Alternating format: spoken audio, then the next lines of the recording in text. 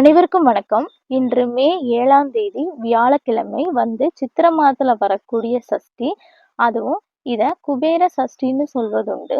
இதுல 1 ஸ்பூன் மிளகு, 1 மஞ்சள் துண்டு வைத்து பரிகாரம் செய்தால் போதும். உங்களுடைய எல்லா விதமான மனப்பிரச்சனை, பொருளாதாரத்துல ஏற்படுகின்ற பிரச்சனையும் இந்த பரிகாரத்தின் மூலம் தீர்த்துக்கலாம். அது என்ன வழிபாடு, அதை எப்படி செய்வது என்பதை பற்றி தான் இந்த பதிவுல தெரிஞ்சுக்க போறோம். இப்போ ஒரு மாசத்துல 2 விதமான சஷ்டி வரும். ஒன்று தேய்பிறை சஷ்டி, இன்னொன்று வளர்பிறை சஷ்டி. அமாவாசைக்கு பிறகு வரக்கூடிய சஷ்டி வளர்பிறை சஷ்டி. இந்த விரதத்துக்கு தான் பெரும்பான்மையோர் முக்கியத்துவம் கொடுப்பாங்க. சஷ்டியில இருந்தால் அகப்பையில் வரும். அதாவது சஷ்டி தினத்துல விரதம் இருந்தால் குழந்தை பாக்கியம் கிடைக்கும். கேட்கக்கூடிய வரன்கள் கைகூடி வரும் அப்படிங்கிறது ஒரு நம்பிக்கை. அதனாலதான் திருமணம் ஆகாமல் தள்ளிட்டு போயிட்டு இருக்கவங்களும், குழந்தை பாக்கியம் இல்லாதவங்களும், வேலை வாய்ப்பு இந்த மாதிரி எதுவும் இல்லாம இருக்கிறவங்களும் சஷ்டி விரதத்துல முருகப்பெருமானுக்கு விரதம் இருப்பாங்க. மேலும் வெற்றிலை தீபம் போடுவதும் உண்டு. மேலும் இது மட்டும் இல்லாமல் சிறுவாபுரி முருகன் கோவிலுக்கு நிறைய பேர் போக ஆரம்பிச்சிட்டாங்க. அது வழக்கமாகவே இருந்து வருகின்றது.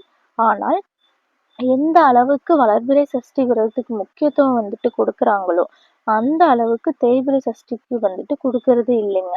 ஆனால் நம்ம கிட்ட இருக்க கஷ்டங்கள் தேய்ந்து போகணும், கடல் பிரச்சனை தேய்ந்து போகணும் அப்படின்னு நினைக்கிறவங்க இந்த ஒரு தேய்பிறை சஷ்டியில வழிபாடு செய்யலாம்.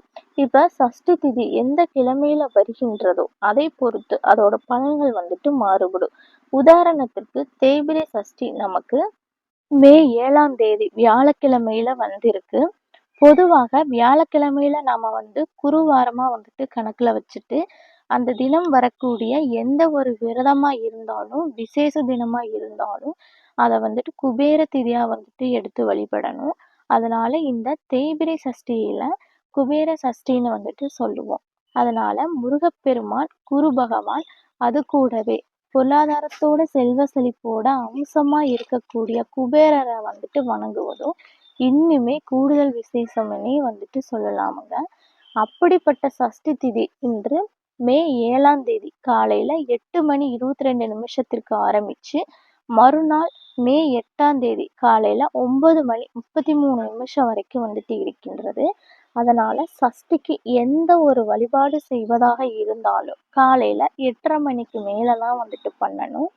இன்று வியாழக்கிழமை காலையில 6 to 7:30 யமகண்டம், மதியம் 1 to 4 ராகு காலம். இந்த 2 நேரத்தை நீங்க ஸ்கிப் பண்ணிட்டு மற்ற நேரங்களில் வழிபாடு செய்யலாம். இப்ப மாலை நேரம் 6 மணிக்கு மேல முருகப்பெருமானுக்கு வழிபாடுகள் செய்வது ரொம்பவுமே விசேஷம்னே சொல்லலாம். எப்பவும் போல தீபம் ஏற்றி வச்சுட்டு சுவாமிக்கு நெய்வேத்தியம் வச்சு படைக்கலாம். அது கூடவே இப்ப சொல்லக்கூடிய இந்த 2 பொருட்களை வீட்டோட பூஜை அறையில நீங்க வைக்கணும்.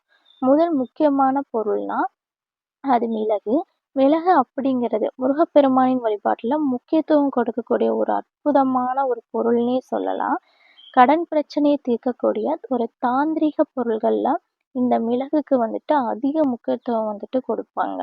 மேலும் வாராகி அம்மன், காலபைரவர் போன்ற தெய்வங்கள் கடன் பிரச்சனையை போகக்கூடிய பரிகாரத்துக்கு இந்த மிளகு பயன்படுது. அதுவும் இந்த மிளகுக்கு அந்த அளவுக்கு முக்கியத்துவம் இருக்கின்றது. அதே மாதிரி கந்தசஷ்டி விரத தினங்கள்ல மிளகு தண்ணீர் எடுத்துக்குவாங்க. இதுதாங்க முருகப்பெருமானுக்கும் மிளகுக்கும் உள்ள சம்பந்தம்னு சொல்லலாம். அடுத்தது ஒரு குண்டு மஞ்சள் இல்லைன்னா கிழங்கு மஞ்சள் எடுத்துக்கணும். இந்த கிழங்கு மஞ்சள் பெண்கள் குளியல்ல யூஸ் பண்ணுவாங்க. இது உங்க வீட்ல இருந்தா நீங்க அதையே பயன்படுத்திக்கலாம். இதுல மஞ்சள் நிறம் அப்படிங்கிறது குரு பகவானுக்கு உகந்தது. அதனால குரு பகவானுக்கு உகந்த நிறம் மஞ்சள். இந்த குண்டு மஞ்சள் குருவோட ஆதிக்கம் அதிகமாக நிறைந்ததாக இருக்கும். நீங்க எத்தனை மணிக்கு தீபம் ஏற்றி வழிபடுறீங்களோ அப்போ ஒரு சிறிய மண் அகல் விளக்கு எடுத்துட்டு அதுல 1 ஸ்பூன் அளவு மிளகு எடுத்துக்கோங்க. அதுக்கும் மேல குண்டு மஞ்சளை ஒண்ணு வச்சிருங்க. இந்த மிளகு வச்சிருக்கக்கூடிய இடத்துல முருகப்பெருமான ஆதிக்கம் அதிகமாகும். அந்த குண்டு மஞ்சள்ல குரு பகவான் ஆதிக்கம் அதிகமாகும். இவங்க 2 பேருடைய அருளும் ஒரு சேர ஒரு அமைப்புல நமக்கு அமையும் போது மிளகு மூலியமா இருந்த அந்த கடன் பிரச்சனை எல்லாம் தீரும். குரு பகவான் மூலியமா நம்ம வீட்டுக்குள்ள செல்வ கடாட்சம் வந்துட்டு பெருகும். குரு பார்க்க கோடி நன்மைன்னு நம்ம கேள்விப்பட்டிருப்போம். அந்த அளவுக்கு வாழ்க்கையானது முன்னேற்றம் அடையும். இத அப்படியே நீங்க வீட்டுல பூஜை அறையில வந்துட்டு முருகப்பெருமானுடைய பாதத்துல வச்சிடுங்க. இத 3 மாதங்களுக்கு பிறகு தேய்பிறை சஷ்டி இல்லைன்னா வளர்பிறை சஷ்டி இல்லைன்னா வியாழக்கிழமையில வரக்கூடிய சஷ்டியில வந்துட்டு இத வந்துட்டு நீங்க மாத்தி இதே போல வந்துட்டு மிளகும் மஞ்சளும் வந்துட்டு எடுத்து வச்சுக்கோங்க.